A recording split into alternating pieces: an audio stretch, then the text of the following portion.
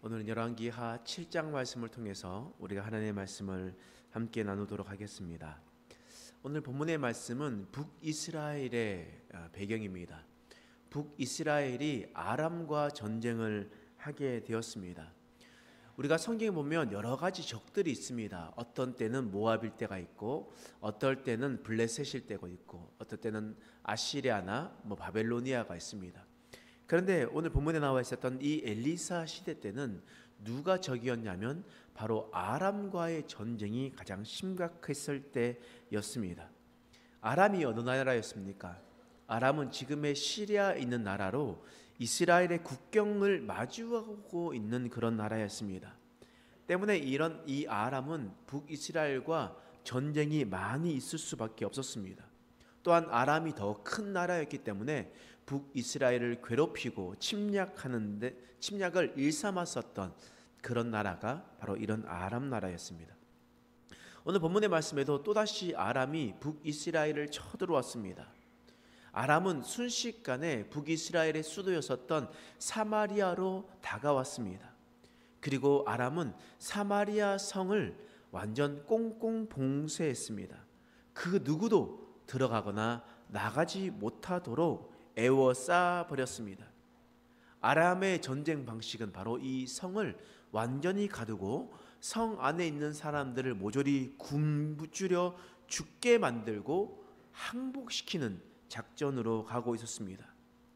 이 작전이 오래되다 보니까 사마리아의 물가는 치솟았고 사마리아에는 먹을 것이 없었습니다. 정말 먹을 것이 없자 아주 심각한 궁핍을 찾아왔습니다. 이제는 방법이 없자 여인들이 자신의 자식들을 서로 돌아가면서 삶아 먹는 그런 일들까지, 끔찍한 일들까지 벌어지게 되었던 겁니다. 이런 상황에서 수많은 사람들이 하나님 앞에 기도하지 않겠습니까? 이런 어려운 상황들, 이런 상황들 속에서 하나님 이 모든 것들을 해결해 달라고 기도하지 않겠습니까? 그때 하나님께서 이 북이스라엘 가운데 은혜를 베풀어 주신 겁니다. 엘리사를 보내셨습니다. 자, 열왕기하 7장 1절 말씀에 이런 말씀이 있어요. 1절 말씀 함께 읽어보겠습니다. 시작. 엘리사가 이르되 여호와의 말씀이 들을지어다. 여호와께서 이르시되 내일 이맘때에 사마리아 성문에서 고운 밀가루 한 스아를 한 세겔로 매매하고 보리 두 스아를 한 세겔로 매매하리라 하셨느니라. 지금 사마리아의 성 상태는 어떻습니까?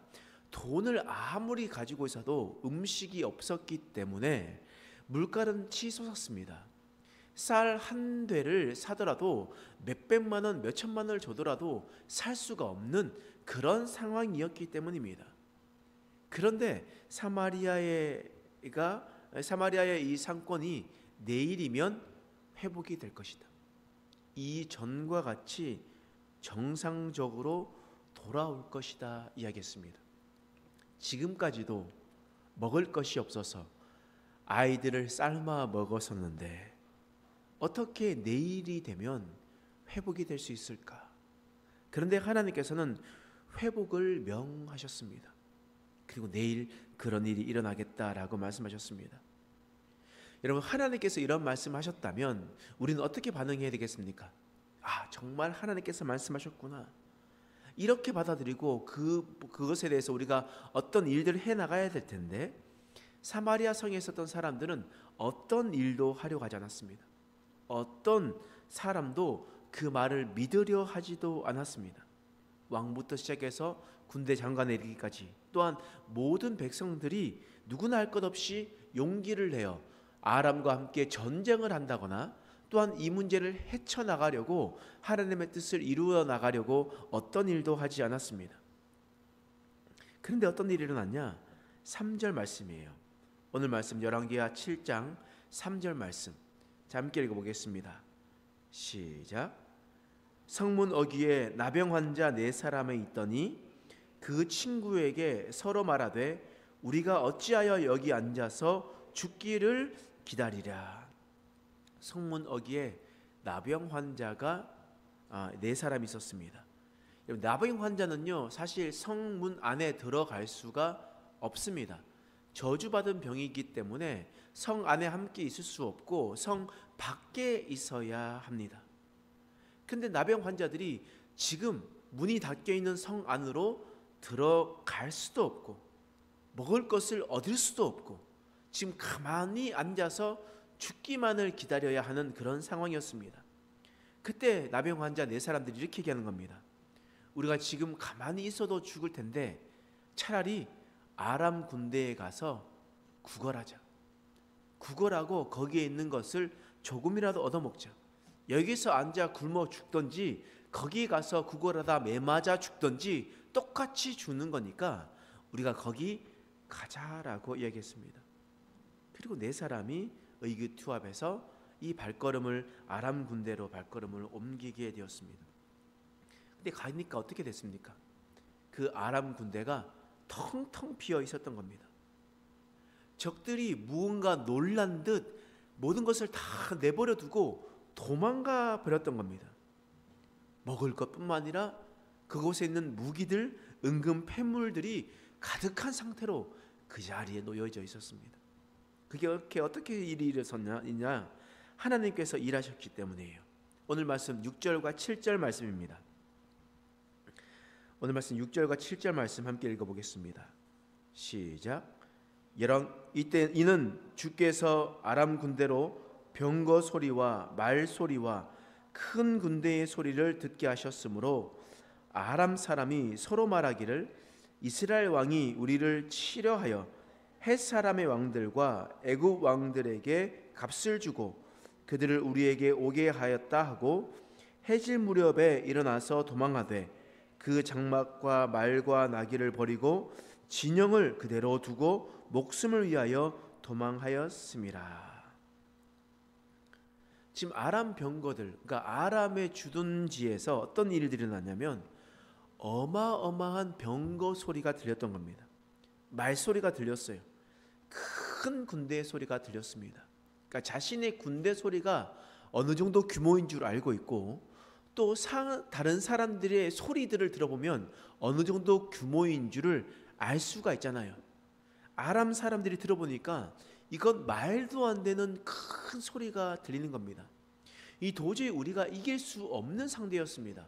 생각해 보니까 이 사마리아의 왕, 이 북이스라엘의 왕이 돈을 많이 주고 헷 사람의 왕들 그리고 애굽의 왕들에게 말을 보내서 사신을 보내서 우리를 치러 사람들을 보냈구나.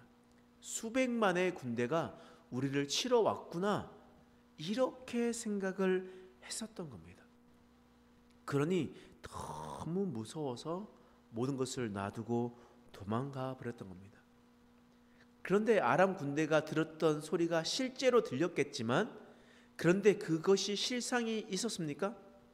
실체가 없었습니다. 그냥 하나님께서 들려주신 것이었습니다. 하나님께서 기적을 베풀어 주셨다는 겁니다. 여러분, 여기에서 우리는 알아야 됩니다. 하나님께서 기적을 베풀어 주신다라고 말씀을 하셨는데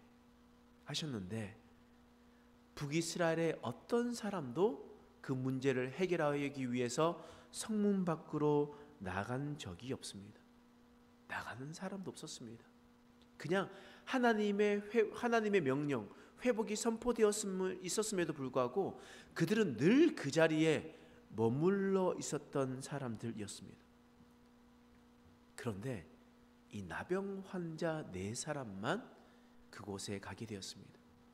그런데 또 나병 환자들이 이전에 생각해 보면 자신들이 나병이 들렸다고 해서 사마리아에 있는 사람들이 얼마나 멸시했겠습니까? 그 멸시 천대를 받았던 나병 환자들이에요. 근데 그런 상처들을 가지고 있었던 사람들이 이런 모습을 보면서 자신들만 먹고 마시고 든든하게 있으려고 했었으면 어떻게 되었겠습니까? 그런데 나병 환자들이 자신의 있는 모든 것들을 버리고 다시 사마리아로 가게 됩니다. 그리고 그곳에 있는 이런 기쁜 소식을 알려주게 되었습니다. 그리고 그 다음 날 모든 것이 정상적으로 돌아왔습니다. 아람 군대에 있었던 그 모든 것들을 다시 가지고 와 사마리아에 채우게 되니 모든 물가가 안정되는 일들이 일어나게 되었습니다. 하나님이 명령하신 것이 완전 이루어지게 되었던 것이었습니다. 여러분, 우리는 착각하는 것이 있습니다. 하나님께서 명령하시고 말씀하시면 우리는 가만히 있으면 된다라고 착각할 때가 있습니다. 여러분, 그렇지 않습니다. 하나님께서 하실 일이 있고 우리가 해야 할 일들이 있습니다. 하나님은 하나님의 능력으로 완전하게 일하시고 우리는 우리의 최선을 하나님께 드려야 됩니다. 그러나 북이스라엘 사람들은 하나님의 말씀만 들었지 아무것도 하지 않았습니다. 그런데 이 문둥병자, 나병 환자 4사람은 자신이 가지고 있었던 상처, 아픔, 그 모든 것을 가지고 있었음에도 불구하고 기쁜 소식을 다른 사람에게 전할 수 있는 최선을 다하게 되었던 것이었습니다. 그 일로 하나님의 일이 완전하게 성취되는 일들을 경험하게 되었습니다. 여러분, 하나님께서 우리에게 회복을 명하실 때 우리는 가만히 앉아 있어서는 안 됩니다. 하나님께서 우리에게 회복을 명하실 때 우리는 하나님께서 그 명령하신 일들을 우리 나름대로의 최선을 다해야 합니다. 그랬을 때 하나님께서 우리의 일을 삶 속에서 더욱 크게 역사하실 겁니다. 우리에게 응답해 주셨다면 그 말씀에 순종함으로 하나님의 기적을 체험하며 나가는 저와 여러분 되시길 간절히 축원합니다. 기도하겠습니다.